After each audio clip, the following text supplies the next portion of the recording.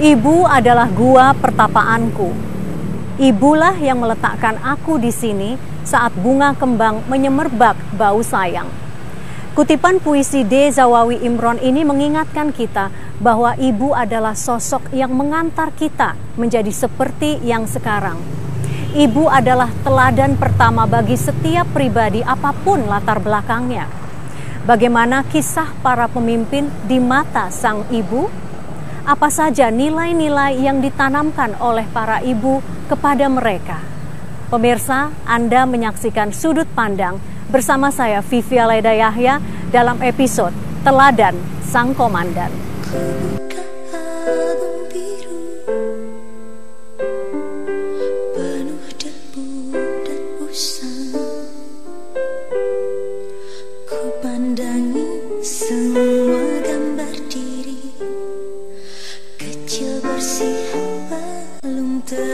Sujiatmi Noto Miharjo lahir 15 Februari 1943 di Desa Gemuk Rejo, Boyolali, Jawa Tengah. Setelah menikah dengan Wijiatno Noto Miharjo, ia pindah ke Solo. Di kota Solo inilah pada 21 Juni 1961 lahirlah Joko Widodo, putra pertamanya.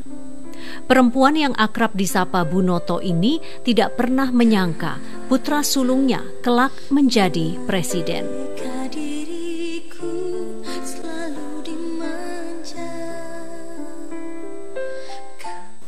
Ibu Noto matur nuwun sudah menerima kami di rumah Ibu siang hari ini. Nggih, sami-sami Mbak Vivi.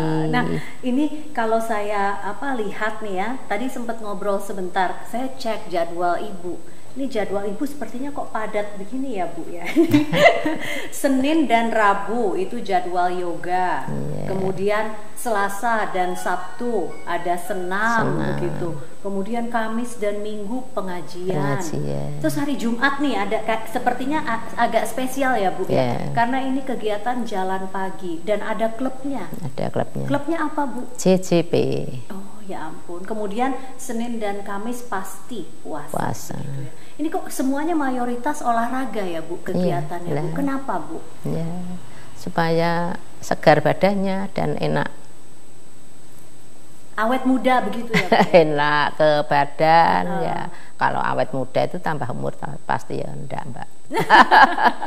Tambah ya, tua ya, tapi sehat, umur, seger tapi sehat, ya. Oh iya, tapi ini kebiasaan sudah lama. Sudah lama. Dari dulu saya. Apa yang berbeda kalau misalnya dari dulu katanya jalannya itu setiap pagi begitu? Iya, kalau dulu Mbak, kalau masih saya umur 50-an itu masih saya tiap hari di Manan itu saya. Maksudnya Stadion Manahan? Iya, gitu? Di Stadion Manan, mutar Manan itu sampai Berapa 3 kali. Biasa dapat? 3 kali. Lumayan ya Bu ya. Sendirian atau dengan ramai-ramai dengan teman-teman? Rame-rame, banyak temannya. Nah, dari dulu sudah banyak teman saya. Nah itu teman-temannya itu dari mana saja Bu? Biasanya teman-teman mana begitu? Karena ini saya tahunya kalau yang klub jalan-jalan pagi ini karena cikal bakalnya dari teman-teman arisan yang 20 tahun lalu. Arisan udah 40 tahun dari 75 Mbak 40-an itu 40-an tahun. Tahun bahkan. Dari arisan dulu itu kelompok kalau dulu Mbak itu kelompok pedagang kayu kalau dulu, tapi kalau sekarang udah campur-campur. Bu, katanya sekarang Ibu banyak sekali kegiatan menerima tamu. Bahkan katanya kalau sekarang sampai berbis-bis, benar tidak Bu? Iya. Itu tiap hari Mbak itu. Nah, itu kan berarti nambah kegiatan. Nambah kegiatan. Ini dari mana saja nih masyarakat datang? Dari mana-mana Mbak. Dari Jakarta, dari Surabaya, dari luar Jawa, Sulawesi, dari mana-mana, Sumatera, pokoknya ini dari kan setelah ada Pak Jokowi menjadi presiden ya. Iya. Kalau sebelum calon-calon itu sudah ada. Tapi ya itu setelah ini sudah mulai terus banyak terus. Dari Suriname ada temennya Didi Kempot itu ya ke sini cuma mau kenal sama foto-foto aja. Jadi datang mau kenalan sama Ibu. Kenalan. Tidak lupa fotonya. Fotonya itu enggak lupa fotonya. Kalau Ibu lagi lelah mungkin itu bagaimana kalau sudah ada tamu di depan pagar ya, begitu? Saya layani juga. Tetap? Iya, tetap saya layani. Biasanya mereka selain minta foto, terus tadi salaman sama Iya. Ibu Noto ya, mereka suka ngobrol apa sih Bu? Para Ya, tamu-tamu yang tanya-tanya datang? itu katanya anunya apa, resepnya anu, anaknya bisa jadi presiden. Ya. Oh, ditanya resepnya Ibu ya. Kirain resep apa? Resep itu, Apa resepnya Bu Noto? Kok anaknya bisa jadi presiden, rata-rata seperti itu iya tanyanya. itu, ya itu aja. Terus Ibu jawabnya apa Bu kalau ditanya Jawab seperti saya ya itu? cuma ya sama ibu-ibu yang lain, idenya ya sama. Ya mungkin dapat anugerah dari Allah aja. Kalau saya, apa yang saya jalani, agama Islam itu semua saya jalani. Ya sholat duha, sholat tahajud, sholat relatif saya jalani semuanya. Gitu. Pokoknya rutin ya, biasa seperti ibu-ibu yang lain. Nah, Ibu, kalau dulu ini Pak Jokowi kan sebagai anak laki-laki, bukan dulu ya, sekarang Ya, pun sekarang. anak laki-laki paling tua dengan ketiga adik Adik ya, perempuannya, perempuan, ya. begitu ya. Nah, Pak Jokowi ini sosok yang seperti apa sih kalau di antara saudara-saudaranya begitu? Ya kalau dia itu sosok dari dulu itu sudah itu Mbak, sudah senang mendidik adik-adiknya, itu memberi contoh-contoh. Adiknya itu dia udah ngatur gini sekolahmu gini, gini, cari kos ayo tak cari ke di sini. Kalau sekolah di OGM sekolah saya kan kos di sini. Kalau sekolahnya di itu sudah ngatur-ngatur, dia udah sama adik-adiknya itu udah gitu ngatur-ngatur adiknya. Itu ibu yang minta, bapak yang minta itu, atau Ya udah dia itu ya pokoknya gitu? dia sudah tahu dulu itu saya dari masih anak-anak itu sudah saya pesen, besok kamu kan anak laki-laki tertua, harus bisa memberi contoh adik-adikmu, saya gitu. Para tamu yang datang untuk sowan ke Ibu, tanya resepnya bagaimana anaknya jadi presiden. Nah tadi itu Ibu bilang Pak Jokowi dari dulu itu nurut apa kata Ibu. Nah itu resepnya apa Bu? Ya resepnya ya udah dari kecil udah dididik disiplin, udah dididik mandiri, itu ya udah dia sudah bisa menempati posisinya. Kalau jam segini waktu sinau, jam segini waktu tidur, jam ini, jadi enggak pernah dia itu enggak pernah mengingkari waktu-waktu yang telah diberikan ibunya. Jadi ibu yang udah bisa ya? Udah. Jadi saya cuma tinggal ngontrol gitu aja. Kalau sudah ya udah mapan semuanya anak-anak saya. Kedengarannya mudah Bu, tapi saya juga sebagai seorang ibu tahu iya. itu tidak, tapi kalau itu tidak begitu mudah. Tapi anak sekarang mungkin ya agak cucu saya itu ya sekarang ya agak bandel-bandel itu. Beda kan? Anak saya semua dulu itu nurut semuanya. Berarti kalau dibilang ibunya itu pasti udah didengar 1 kali 2 kali dia sudah mapan. Ini saya ingin mengutip apa yang pernah Pak Jokowi katakan tentang Ibu Noto. Ibu ini sangat disiplin mendidik kami dalam belajar, tapi walau keras dia tidak pernah main lidi. Maksudnya tidak pernah sampai mukul-mukul, tidak pernah saya. Ya sudah nurut Mbak, udah nurut itu udah saya bilangi 1 kali 2 kali sudah nurut, sudah saya tinggal ngontrol aja, tidak pernah saya itu mukul. Apalagi bapaknya misalnya lebih pendiam daripada saya yang galak, tapi saya tidak pernah. Mau cari apa kamu kalau mau jadi wali kota, mau cari apa? Kalau mau cari uang itu kan udah jalankan perusahaan aja dibesarkan.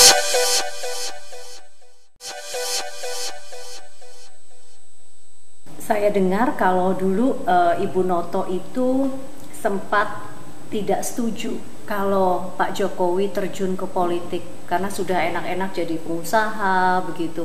Apa benar itu Bu? Tidak setuju, enggak Mbak. Saya tanya, kamu tuh sudah punya perusahaan, siapa yang mau menjalankan? Kok mau sama kamu tinggal? Kamu kan bukan orang politik, kok mau udah Bu, saya udah nanti dipegang adik-adik saya, adik-adik aja. Kalau saya udah pertama-tama itu Mbak, kok mau ngelamar wali kota gitu. Terus ya sudah, kalau saya juga ndak kok bilang ndak setuju, ndak kok. Ya itu saya tanya, nanti perusahaanmu gimana? Terus ya, kalau dia sudah bulat ya saya merestui aja. Selain Ibu tanya soal bagaimana nasib perusahaan yang sudah dibangun dari nol dari itu, nol. Ibu juga sempat bertanya soal apakah kamu sudah mengukur kemampuan. Oh iya, benar tidak? Iya, Ibu benar. tanya juga. Saya sudah sana. Kamu apa? Mau cari apa kamu kalau mau jadi wali kota? Mau cari apa? Kalau mau cari uang itu kan udah jalankan perusahaan aja dibesarkan, kamu menambah ekspor ke luar, kok kamu malah enggak Bu, saya cuma mau pengabdian, mau mengabdi masyarakat, tapi harus siap loh, itu segala-galanya loh ya Bu. Mau nyalon itu harus siap mental, siap pikiran, siap tenaga, dan siap modal juga saya. Kamu sudah siap apa belum? Istrimu udah mau tanya apa belum? Udah Bu. Terus umroh dulu dia, setelah umroh dia, saya sudah bulat mau nyalon Bu. Saya sudah tarik saya, kalau bilang saya udah, bilang Pak D-nya, Pak Miono itu udah jadi itu, bilang mertuanya, udah katanya, ya udah kalau sudah, istrimu bareng udah mbok bilangnya udah Bu, ya udah kalau sudah. Saya cuma merestui aja, orang tua mendoakan, merestui. Pada saat Ibu merestui begitu ya, ya sudah, kalau sudah jelas niatnya, saya ingin ajak Ibu kembali ke momen itu. Ibu menyangka tidak dari sekedar keinginan untuk terjun menjadi wali kota, kemudian tahu-tahu bukan tahu-tahu ya, tapi perjalanannya akhirnya menjadi Presiden Republik Indonesia. Ibu menyangka tidak sampai di situ? Ya tidak Mbak, orang hidup itu kan besok jam mau apa, besok mau jadi apa, besok kan tidak tahu. Yang tahu kan Allah. Nah kalau melihat kenyataan seperti ini, apa yang ada di benak Ibu, apa yang terpikir oleh Ibu? Ya kalau di dalam pikiran saya ya semoga Jokowi bisa menjalankan pemerintahan itu dengan baik, lancar, bisa mengemban amanah rakyat, bisa menjalankan tugas negara itu dengan sebaik-baiknya, bisa memenuhi permintaan rakyat-rakyatnya yang minta mensejahterakan rakyat itu. Beberapa waktu yang lalu, tim Sudut Pandang juga sempat mewawancarai Pak Jokowi dan keluarganya. Kemudian Ibu Iriana sempat mengatakan sesuatu tentang Pak Jokowi. Kita lihat bersama videonya ya Bu ya. Kalau kepilih ya dijalani, gitu aja. Kemarin waktu jadi wali kota kepilih ya dijalani, jadi gubernur kepilih dijalani sebaik-baiknya. Kalau misalnya tidak terpilih? Gimana? Ya, siap juga. Gimana? Kalau nggak terpilih? Kelihatannya kepilih kok. Kalau bahasa politiknya yakin, tapi bahasa seorang istri Jokowi ngeyel. Itu tadi Ibu sendiri loh yang bilang ngeyel banget. Tuh langsung dipukul, nggak boleh begitu ya Bu ya. Sepertinya itu tadi Ibu Iriana mengatakan Pak Jokowi kalau sudah ada maunya ngeyel. Apakah benar seperti itu Bu? Benar. Ngeyel itu harus, pokoknya harus kesampaian kemauannya harus kesampaian. Kemauan yang selalu harus kesampaian itu kira-kira nurunnya dari Ibu atau Bapak? Dari mana ya Mbak? Kira-kira Ibu dari mana? Yang kemaunya keras kan saya. Berarti dari Ibu ya. Harus begitu ya. Harus. Dan harus kerja keras. Harus kerja bukan keras. Bukan mau saja tapi tidak berbuat apa-apa. Iya, harus kerja keras. Waktu Pak Jokowi mau daftar SMA favorit dan ternyata gagal, katanya sampai kecewa sekali, sampai klumprak-klumpruk. Itu artinya lemah total ya Bu? Iya. Sampai sakit kan itu 1 bulan tidak masuk sekolah. Apa yang waktu itu Ibu lakukan untuk mengangkat? Ya diberi Jokowi semangat remaja. Terus-terusan Mbak, harus Bagaimana diberi semangat? Katanya sampai kunci pintu Bu. Ya enggak, tapi kalau didodoki ibu ya enggak mau ya gitu pokoknya ya? mau. Kalau kata ibunya emang masuk ya boleh. Sama adik-adiknya gitu udah dikunci, enggak boleh masuk. Sempat tidak mau makan juga begitu katanya? Iya.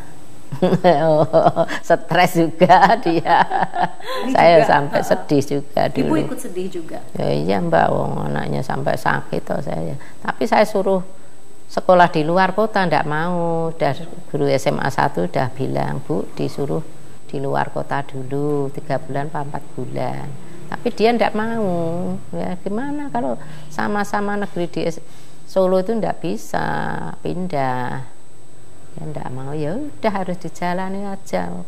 Pokoknya sekolah itu udah ndak favorit, ya ndak apa-apa, yang penting kamu itu semangatnya lebih, nanti ya malah bisa melanggar sing SMA 1. Dia saya kelas 1 mulai dikit-dikit mulai bisa menerima, mulai kelas 2 sudah bisa ranking sampai kelas 3 ranking pertama sekolahan itu Mbak. Sebagai ibu pasti kan punya intuisi, mungkin punya rasa khawatir begitu ya, karena sekarang Pak Jokowi sudah menjadi presiden begitu. Ada tidak kekhawatiran seperti apa Ibu?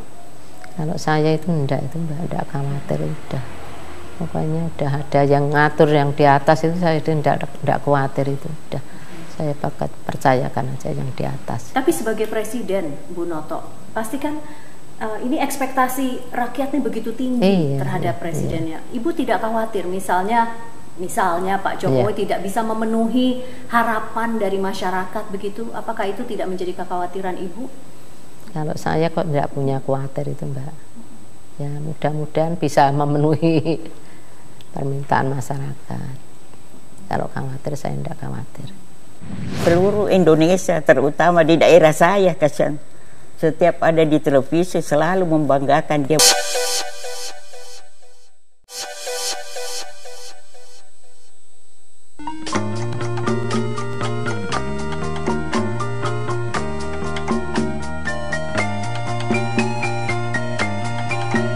Dua bulu sama mata tongang induk logo.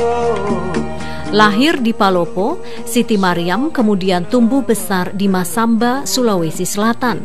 Setelah menikah dengan seorang tentara bernama Andi Samad, Mariam dikaruniai 6 anak. Sempat bekerja di Departemen Penerangan, Mariam akhirnya memutuskan berhenti demi fokus mengurus anak-anak. Putra kelimanya, Abraham Samad, kini menjabat sebagai Ketua Komisi Pemberantasan Korupsi KPK. Nama panjang Ibu adalah Ibu Siti Mariam. Ya. Biasanya dipanggil apa Ibu? Mariam. Bu Mariam ya Bu ya. Bu Mariam. Oke. Nah, kalau anak-anak panggil Yang. Yang. Ya. Nah, itu Yangnya dari mana Bu? Yang. Kependekan, barangkali ada juga bilang sayang, jadi sayang, kemudian jadi yang begitu ya. Oke, iya. Berarti bukan ibu atau bunda, mama begitu.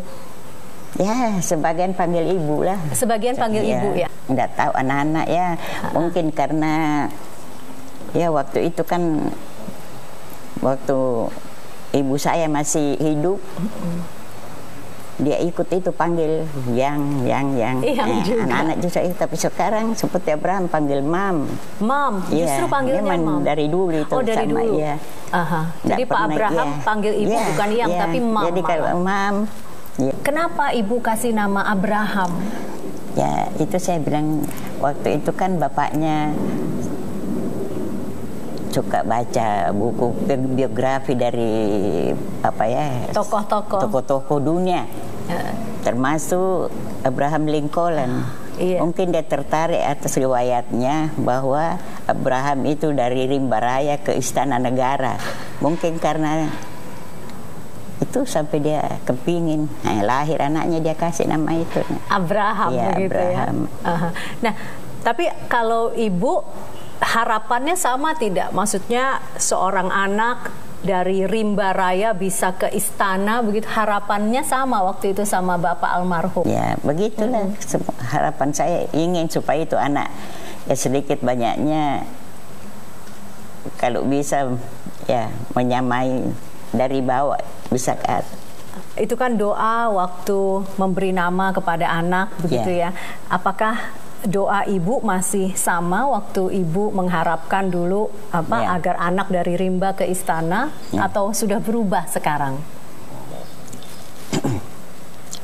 Sebenarnya itu tidak pernah habis saya doakan.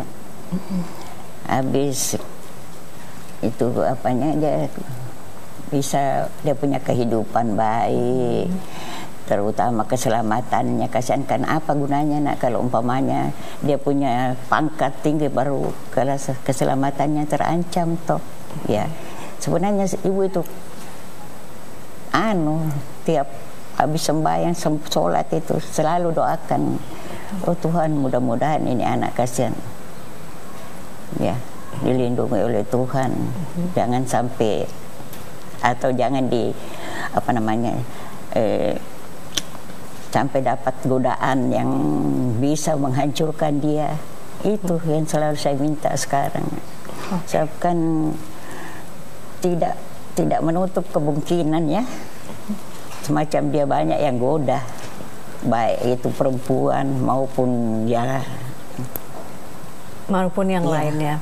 Nah itu saya doakan itu saja. Kalau jabatan saya rasa ya sebenarnya cukuplah buat saya, tapi siapa tahu kalau Abraham masih mau yang lebih tinggi lagi. Ya. Tapi bagi ibu sudah cukup bangga ya. Bagi saya, artinya bagaimana saya tidak bangga tuh? Karena boleh dikata seluruh Indonesia, terutama di daerah saya, kasihan, setiap ada di televisi selalu membanggakan dia, mulai dari tukang becak sampai apa. Saya pikir dulu kan ada juga ketua KPK, tapi tidak pernah saya lihat terlalu begitu menggebu-gebu. Tidak tahu, mungkin ada juga kelebihannya. Nama yang diberikan kan Abraham begitu ya, tapi kenapa di keluarga justru dipanggil Openg? Oh, itu sebenarnya begini nak. Kian lahir bulan November.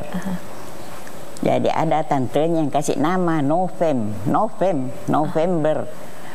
Tapi itu waktu ya maklum orang Bugis kasihan, kalau sudah panggil panggil Openg saja begitu ya sudah. Panggil Openg sudah itu sampai sekarang itu teman-temannya apain saya kalau bicara sama orang saya mesti bilang Openg. Kalau datang, kapan datang Peng? Begitu, sampai sekarang ya tetap dipanggil sudah, Openg ya. Makanya itu saya, tapi memang dia punya nama Abraham, tapi nama di rumah saya kayaknya tidak enak kalau saya bilang Abraham, jadi Peng. Ini kalau saya dengar dari cerita Pak Imran, kakak Pak Abraham, katanya sekarang mungkin karena Pak Abraham semakin sibuk, jadi kalau ada kesempatan walaupun sebentar untuk datang ke Makassar, walaupun cuma 5 menit, 10 menit, dia datang dan selalu peluk ibu, cium ibu begitu. Jadi perhatian itu nak, tidak berhenti cium saja, cium begitu duduk, kayak anak-anak manja begitu. Saya bilang kalau orang lihat di televisi begitu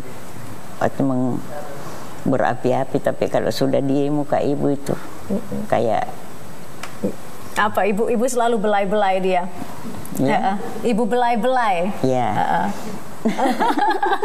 Dia yang belai-belai saya. Oh, dia yang saya. Oh iya. Mulai dari ini selalu cium ini. Keluar nanti biar ada ajidannya, biar ada rindu, sangat rindu dengan ibu mungkin ya. Mungkin juga, tidak tahu juga nak, karena semua sama-sama ini anak semua, tapi memang dia perlihatkan dia punya, tidak tahu, mungkin dia ingat itu waktu masa kecilnya, kasihan ya. Ingat dengan jasa ibu pasti. Ibu, padahal kalau saya pikir, saya tidak begitu perhatikan dia, kan dia suka keluar, jarang di rumah. Cuma dia catat barangkali kalau ini hatinya ibu saya. Kan kalau dia sakit, saya biasa sedih, Tapi kalau dia meninggal, untuk membela ini lebih terhormat saya rasa.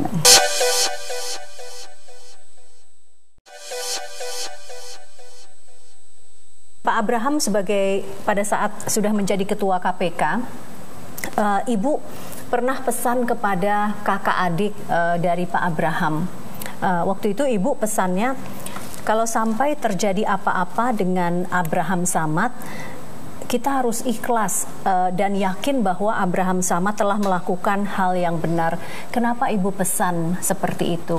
Karena begini nak toh, sebenarnya lebih terhormat kalau dia meninggal dalam tugasnya begini daripada meninggal biasa. Ya, saya rasa ya memang saya doakan biar kalau memang bagaimanapun juga orang semua meninggal, tapi kalau dia meninggal untuk membela ini lebih terhormat, saya rasa. Saya doakan begitu. Itu yang membuat Ibu ikhlas ya, gitu. Saya sudah rela. Umpamanya terjadi apa-apa rela. Nggak. Malah saya bangga. Tapi dengan segala resiko yang Ibu tahu yang akan dihadapi oleh Pak Abraham sebagai Ketua KPK, tadi Ibu sempat mengatakan Ibu sudah ikhlas. Kalau soal itunya saya ikhlas. Kalau soal artinya ada yang nembak apa begitu, tapi kalau soal godaan lain saya tidak mau itu. Misalnya godaan perempuan, godaan uang, itu saya sama sekali tentang itu. Kalau soal dia apa boleh buat, saya rela. Namanya juga manusia nak, tidak luput daripada godaan kan. Tinggal kita berdoa saja. Bagaimana setiap habis sholat, saya bilang doa saya sebenarnya terkuras untuk ini anak satu. Dulu saya doakan kepada anak-anakku semua lihat kebaikan semua, tapi sekarang khusus untuk itu aja. Iya. Yang lain-lain saya sudah tidak doakan lagi karena saya pikir tidak mungkin, yang penting dia sudah hidupnya agak baik tuh ya. Tapi dia itu keselamatannya apanya, tapi walaupun begitu nak saya tetap pasrah kalau memang sudah itu yang ditakdirkan oleh Tuhan tuh. Ya. Ibu, saya ingin tunjukkan sebuah tayangan. Saya ingin menunjukkan apa yang dikatakan Pak Abraham tentang Ibu waktu itu. Ada cerita tentang Ibu. Kita lihat ya. Meninggal dunia. Dan ibu saya ditinggalkan oleh bapak saya. Usia ibu saya ketika bapak saya meninggal adalah 38 atau 39 tahun. Dan sekarang ibu saya sudah berumur 70 tahun. Ketika sekarang saya memandang perempuan umur 38-39 tahun, ternyata masih muda. Dan saya akhirnya berpikir, pada saat ibu saya ditinggalkan oleh bapak saya 39 tahun, itu adalah usia yang masih muda seorang perempuan yang bisa menikah kembali setelah suaminya meninggal. Tapi apa sesungguhnya yang terjadi? Ibu saya tidak pernah menikah ketika bapak saya meninggal, dan sampai hari ini ibu saya sudah berumur 70 tahun, dia tetap setia kepada bapak saya yang sudah meninggal. Jadi saya hidup dalam lingkungan, dalam keluarga yang setia. Kalau melihat dari tayangan tadi, Pak Abraham ini belajar kesetiaan dari ibunya, begitu.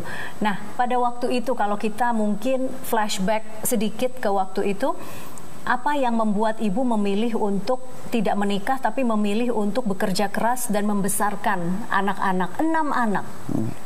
Kalau dipikirnya memang masih muda, bagaimanapun juga. Kalau saya pikir, kalau saya mau senang waktu itu kan banyak orang mau nak, artinya pengusaha, artinya saya tidak perlu lagi susah-susah ya. Apakah istri kedua, istri ketiga yang penting. Tapi saya pikir mungkin anak saya tidak senang atau si lelaki itu tidak senang sama anak, jadi tidak ada gunanya juga, tidak ada. Jadi saya rasa lebih baik tidak usah nak. Ayahanda Abraham Samad itu meninggal pada usia 43 tahun pada saat Pak Abraham masih berumur 8 tahun.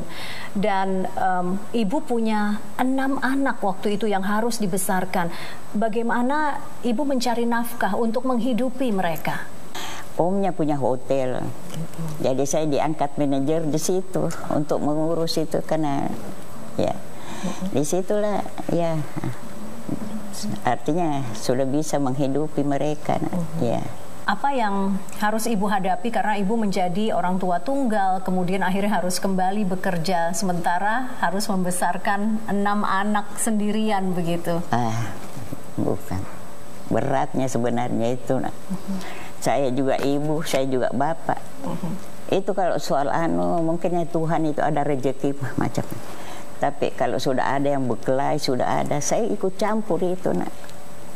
Saya biasa sampai ke kantor polisi itu gara-gara berkelahi. Ini maksudnya yang berkelahi anak yang mana nih? Si ini yang kita bicarakan. Mungkin dia marah kalau saya bilang. Ya. Jadi Pak Abraham dulu waktu sekolah suka sekali berkelahi. Iya, cuma itu sebenarnya bukan soal-soal apa, cuma berkelahi dengan ya mungkin kalau diperlakukan dengan temannya bagaimana ya, dengan guru juga, dengan dosen dia lawan. Ya. Ibu pernah tanya nggak, kenapa sih kamu senang sekali berkelahi, dosen pun kamu lawan begitu? Pernah tanya waktu itu ke Pak Abraham, apa dia jawabnya? Tapi dia tidak pernah membuka suara, nah. Dia tidak pernah mau mengaku kalau ada apa-apa. Ya. Jadi diam saja begitu? Nggak mau, jadi setiap ada apa-apa dia tidak mau. Tapi dengan sendirinya kita tahu. Apa? Seorang ibu pasti kan punya insting kan? Apa menurut ibu kenapa ini anak sering melawan? Iya. Nggak tahu, memang anunya barangkali itu. Nah, memang nakalnya bukan nakal apa sebenarnya, nah itu saja selalu mempertahankan dia punya teman kalau ada yang berkelahi ya. Nah, ini yang selalu saya panggil temani kalau ada apa-apa ke polisi ke apa. Maksudnya kakak paling tua Pak Imran yang menemani begitu? Sebenarnya dia juga tidak bicara, cuma saya yang itu, cuma diawasi saja. Ya biasa saya, aduh. Berarti dari dulu tuh Pak Abraham kalau lihat temannya diperlakukan tidak adil begitu, dia selalu maju untuk menolong. Dan siap berkelahi begitu ya? Temannya kalau merasa tidak adil diperlakukan sama dosen atau dosennya ada saja, misalnya ada diktat, dia tahu bahwa itu harganya tidak sebegini, lantas cetak itu dari situ dia sudah mulai merontak lagi ya. Dalam beberapa kesempatan Pak Abraham pernah bercerita bahwa dulu waktu kecil dia bawa pulang sisa kapur di sekolah supaya dia bisa pakai di rumah karena dia juga punya papan tulis begitu. Tapi ibu bersikeras agar kapur itu harus dikembalikan. Bahkan pada saat Pak Abraham lupa untuk mengembalikan, ibu kejar dia. Kemudian ibu bilang, nih kembalikan kapurnya. Kenapa untuk ibu penting sekali mengembalikan kapur itu? Karena saya pikir kan itu tidak benar itu, nak, toh pasti ini anak ambil, tidak direstui gurunya. Jadi besok lusa kalau ada apa-apa, ya besoknya saya suruh kasih pulang. Kenapa nilai kejujuran, sikap untuk jujur itu penting sekali sehingga ibu ajarkan ke anak-anak ibu? Saya kan tidak enak kalau umpamanya besok lusa ada apa-apa, dan itu pasti ada balasannya, nak. Ya. Kalau tidak jujur begitu. Kalau tidak jujur. Ya mungkin kejujuran kita lah itu sampai kita dapat sekarang. Kalau kita pikir bapaknya sudah meninggal, apanya sudah apa-apa. Tapi ya syukur alhamdulillah, anak tidak ada yang menganggur itu, tidak ada. Jangan tinggal rumah yang jelek-jelek, punya rumah susun gitu. Baru boleh. Baru ibu akan bangga.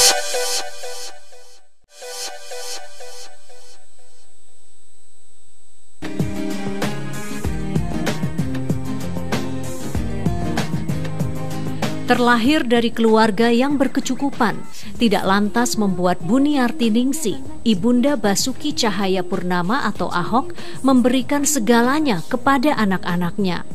Sejak kecil, Ahok dilatih menjadi pribadi yang sederhana, mau bergaul dan berbagi dengan sesama. Meski mampu membayar mahal di sekolah swasta, Ahok dan adik-adiknya malah disekolahkan di SD Negeri Gantung. Kini, selain Ahok yang menjabat sebagai Gubernur DKI Jakarta, putra kedua Buniarti, Basuri Cahayapurnama, juga menjabat sebagai Bupati di Belitung.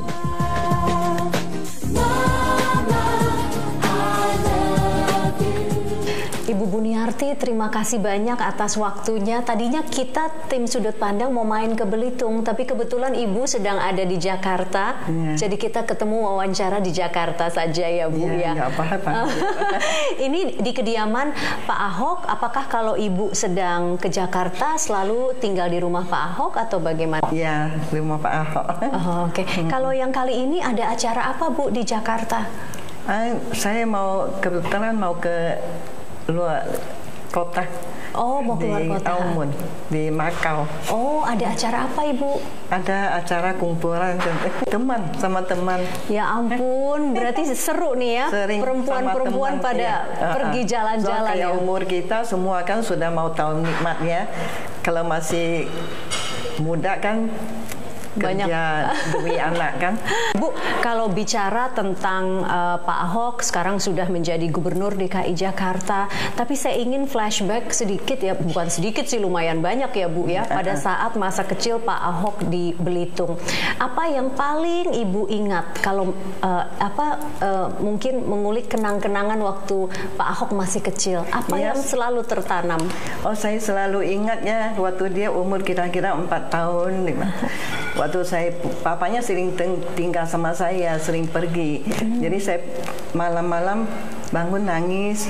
Dia juga ikut bangun. Mama jangan nangis. Nanti Ahok udah besar, nanti Ahok ajak mama naik pesawat, dia bilang. Menenangkan Ibu demikian. Masih kecil dia udah ngerti. Sudah perhatian berarti ya? Iya, dari kecil udah perhatikan. Dulu kalau mendidik Ahok maupun adik-adiknya, siapa yang lebih berperan dominan begitu, Ibu atau Bapak waktu itu? Mungkin mereka lebih sama saya ya. Maksudnya lebih takut Bu? Iya. Lebih takut benar begitu. Kalau Bapak bagaimana? Mungkin mereka tuh kenapa? Papanya sering keluar, jadi mereka kesian saya, sayang sama saya gitu. Kalau menggambarkan hubungan antara ayahnya Pak Ahok dengan Ahok tuh bagaimana Ibu menceritakannya? Namanya anak yang paling tua sama bapaknya ya, sering kadang-kadang bisa di itu deh. Ada suka masih dilawan gitu, masih bisa gitu. Biasanya apa sih yang membuat Pak Ahok kecil melawan dulu sama bapaknya? Dia enggak sih, kalau bilang Papa ajak saya naik mobil dong, apa saya nggak tahu, nggak mau. Ya nanti Papa udah tua, saya udah besar, Papa udah kecil kan, masih anak-anak kan. Nanti saya udah besar, saya nggak bawa Papa. Itu Ahoknya. Terpikir ya untuk bicara itu. Nah, waktu kita jual kue juga Ibu saya katakan, orang ledekin, masa anak pengusaha bapaknya bangkrut jual kue gitu kan. Ibu saya mengatakan yang malu itu kalau kita mencuri. Kalau kita jual tidak nipu orang, ya tidak memalukan. Sama kita kerja keras, kita jujur, bukan hal yang memalukan. Kenapa waktu itu kan ada pilihan untuk menjadi pengusaha, maksudnya anak-anak bisa diarahkan menjadi pengusaha. Kenapa Ibu justru mengarahkannya untuk bidang lain, masuk ke ranah pejabat publik begitu? Ya, soal saya sering ikut Ibu PKK kan ya, tidak kan mungkin kita masuk ke pemerintah kan zaman dulu ya. Paling-paling bisa kayak PT-PT gitu ya, kayak PT Timah, kayak apa gitu, pengusaha yang besar. Supaya anak saya bisa didik sekolah, dia bisa jadi direktur gitu, maksudnya begitu. Tapi saya juga nggak nyangka dia bisa turun ke politik.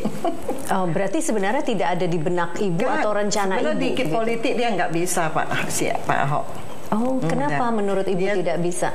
Iya, dia tuh maunya terlalu dia cinta di Belitung. Pertama dia mau masuk, tanya sama saya, jangan deh, kita kan orang turunan mesti dagang, nggak boleh campur politik. Ke politik kan dibenci orang, susah juga ya kita. Ibu sudah ingatkan seperti itu? Ya udah ingatkan, dia bilang gitu, Ma. Di Belitung kalau sudah hancur, Timah nggak ada, Mama jangan egois, Mama bisa numpang di Jakarta. Kalau teman-teman saya, keluarga saya, kan banyak orang di kampung gitu ya, mereka mau tinggal di mana, mau makan apa, kalau saya nggak mau turun bantu di Belitung, iyalah oke lah, mau nggak mau turut aja deh. Nah, kalau ingat pembicaraan itu hingga sekarang Pak Ahok bukan saja berperan di Belitung tapi sudah menjadi gubernur ibu kota Jakarta. Apa yang paling Ibu ingat? Apa yang ada di pikiran Ibu?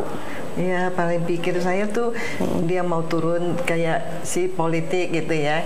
Ya, dia nggak benar-benar dia nggak tahu politik. Dia hanya cinta masyarakat, sama seperti sekarang dia turun Jakarta, cinta Jakarta supaya buat contoh yang baik, supaya teladan baik untuk yang akan datang punya orang, supaya nanti Indonesia kita bisa makmur. Sebagai ibu pastikan kadang-kadang khawatir kalau terjadi apa-apa dengan anaknya. Apakah Ibu punya kekhawatiran seperti itu? Ya, sekarang sih enggak ya, perasaan saya tuh kalau kita berbuat baik, Tuhan cipta manusia. Kalau kita semua cinta manusia, mungkin Tuhan juga bisa jaga gitu. Apa benar waktu itu Ibu bilang ada yang bertanya apakah Ibu bangga Pak Ahok menjadi gubernur DKI Jakarta begitu? Sementara katanya Ibu bilang tidak, biasa-biasa saja. Iya. Karena masih banyak orang miskin. Iya, masih Kenapa banyak. Ibu mengatakan masih ada demikian? Banjir, masih ada macet. Kan anak kita kan pikirnya kalau dia jadi gubernur, jadi pejabat bukan persoalan bangga. Soalnya harusnya maunya benar-benar terjun ke masyarakat gitu. Ada beban tidak sih Bu sebagai seorang ibu, sedangkan anaknya itu benar-benar jadi tumpuan masyarakat begitu ya, jadi tumpuan orang banyak bahwa dia harus menyelesaikan banjir, macet begitu dan berbagai persoalan ibu kota lainnya. Ibu ikut terbebani nggak? Enggak lah, saya serah sama Tuhan aja lah. Mana lebih baik tuh Tuhan pasti bisa. Rugi ya Bu kalau ikut terbebani ya, kalau ikut stres. Iya.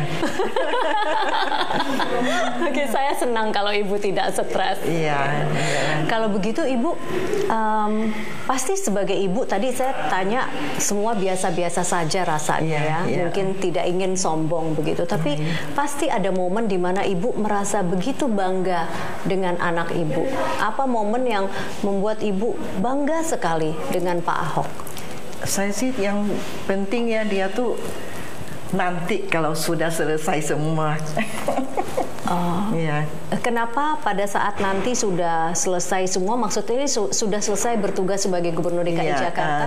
Sudah masyarakat juga diatur semua. Kalau enggak banjir lagi, kalau enggak macet lagi, masyarakat semua jangan tinggal rumah yang jelek-jelek, punya rumah susun gitu. Baru boleh. Baru Ibu akan bangga. Iya, baru boleh. Sekarang belum. Tapi itu pekerjaan rumah yang luar biasa berat ya Bu ya. Belum tentu bisa diselesaikan dengan satu periode. Iya, justru nggak boleh ngomong bangga. Pokoknya sampai rakyat masyarakat Jakarta sejahtera, tidak macet, tidak banjir, baru Ibu akan bangga. Punya rumah masing-masing, punya rumah susun. Semua ada di rumah susun, semua tinggal di rumah yang layak, baru itu bangga. Aduh, Pak Ahok tahu tidak bahwa ukuran membuat Ibu bangga adalah itu? Mungkin tahu juga lah. Ibu Buniarti Ningsih, terima kasih telah berbagi cerita di Sudut Pandang. Iya, sama-sama. Saya juga terima kasih. Ya pemirsa, demikianlah Sudut Pandang kali ini. Terima kasih atas perhatian Anda. Saya Vivi Aleda Yahya. Sampai jumpa. Kilo jalan yang kau tempuh, lewati rintang untuk aku anakmu. Ibuku sayang masih terus berjalan, walau tapak kaki penuh darah, penuh nanah. Seperti udara kasih yang engkau berikan, tak mampu ku membalas.